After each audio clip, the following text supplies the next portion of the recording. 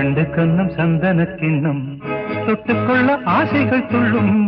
ரெண்டு கண்ணும் சந்தன கிண்ணம் தொட்டுக்கொள்ள ஆசைகள் துள்ளும். பூவை கையில் பூவை அள்ளி கொடுத்த பின்னும் தொட்ட தந்த கையில் மனம் வீசுது இன்னும்.